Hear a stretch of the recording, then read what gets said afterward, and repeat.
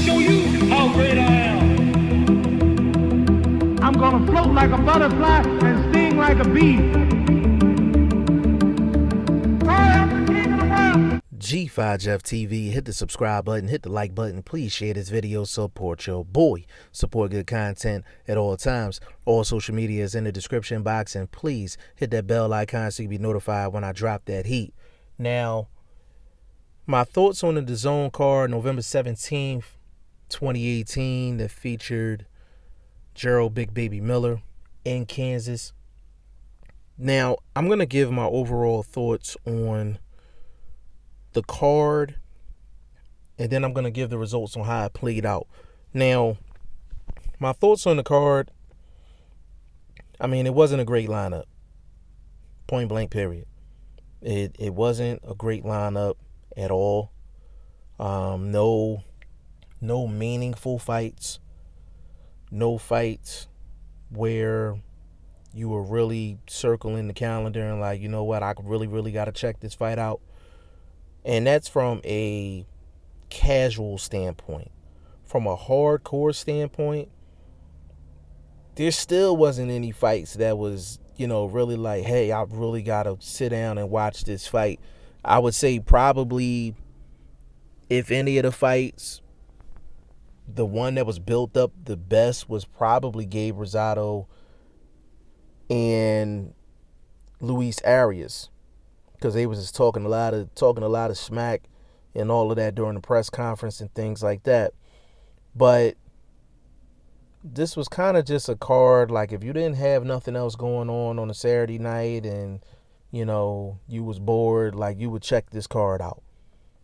You know what I'm saying? And that's no disrespect to the fighters. But that's just what the card represented.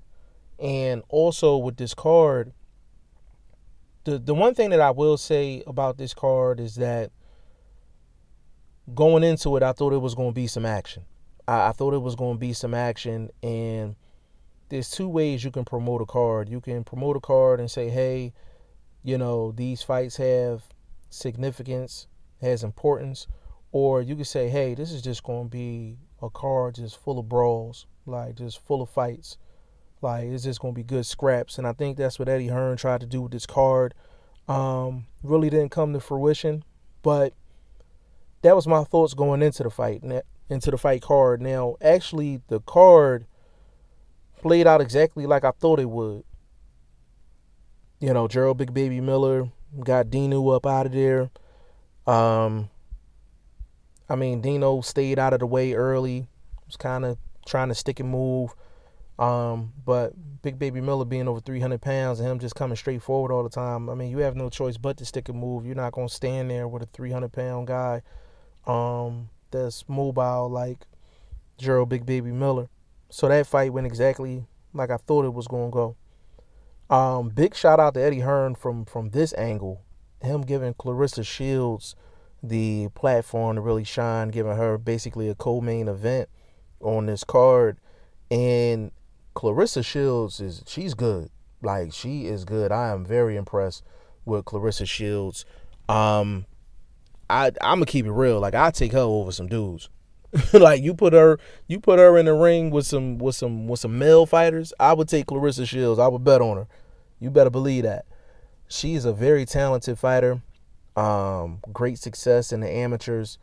Has had great success as a professional.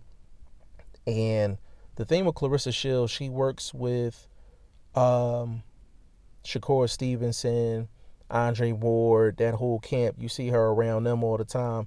And you can tell she was working on different things and trying to think her way through the fight. You could tell she was actually trying to execute what she learned in camp. And I know during the interview after the fight, she said that she had a pretty long camp. She said it was like 10, 11 weeks. That's a very long time, a very long camp. You can actually burn yourself out if you're not careful. But you could tell she went into the fight to work on some things. And I think in the back of her mind, she knew that she had to work on things, because even though she won her last fight, she got knocked down in her last fight. That was kind of a grudge match too, Clarissa Shields' last fight. But again, Clarissa Shields looked very impressive, but I didn't expect anything less from her.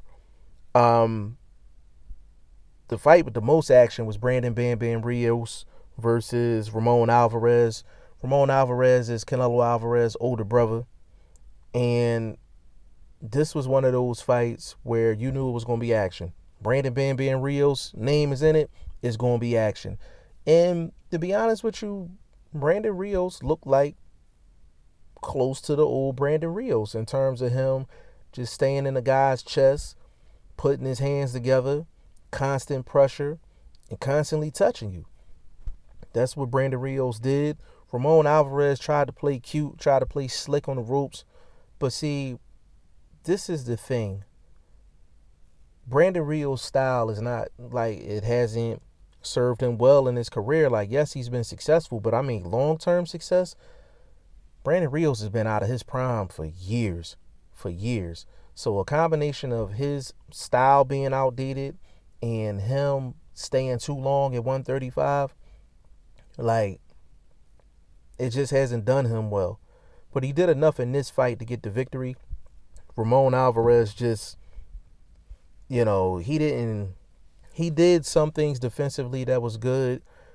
But see, the problem when you're fighting a guy like Brandon Rios, you can't just slip and dip all day. Like, you have to slip, dip, and you have to give yourself range, angles, distance. You have to move your feet, basically.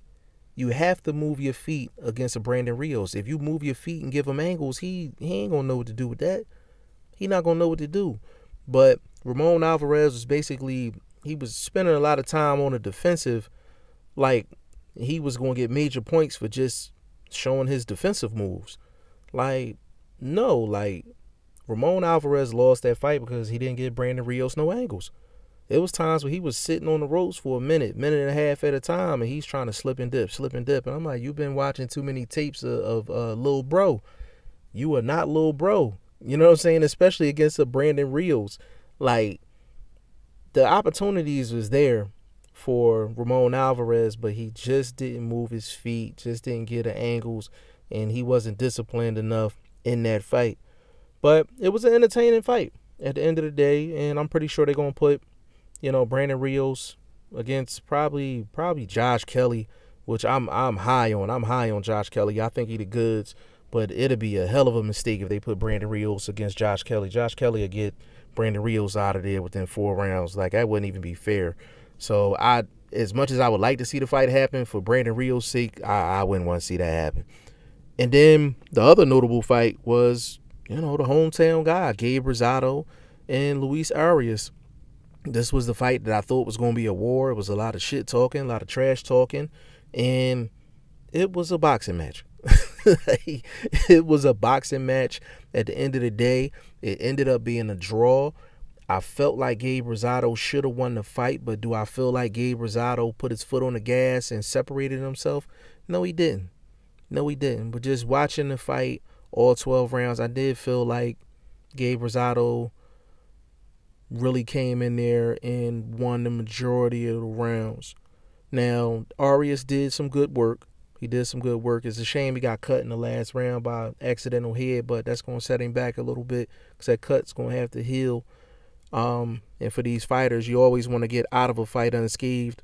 But, that was unfortunate for Arias. But both of these guys just, the fight didn't turn out the way the fans wanted it to turn out. We thought this was going to be like a diamond in the rough type fight, and we thought they was really going to get it on like a fighter of the year type brawl. You know what I'm saying? In terms of action. But it just didn't come out that way. And I mean, I'm not surprised at a draw. That's kind of been the story of Gabe Rosado's career. And I really wanted to see him just turn up on Luis Arias.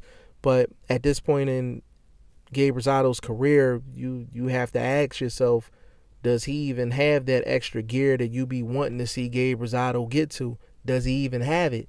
Because there's been too many fights where you want to see him turn up and he just doesn't do enough to get these victories that he be needing. Like, he just leaves everything in the balance, man. And that's what I hate about watching a Gabe Rosado fight, man. I just be waiting for him to take it to the next level, and he just never goes there. You know what I'm saying? He never goes there. But I don't want to see no rematch of that fight. I really don't. Those guys should just go their separate ways and just find separate opponents and just get back at it.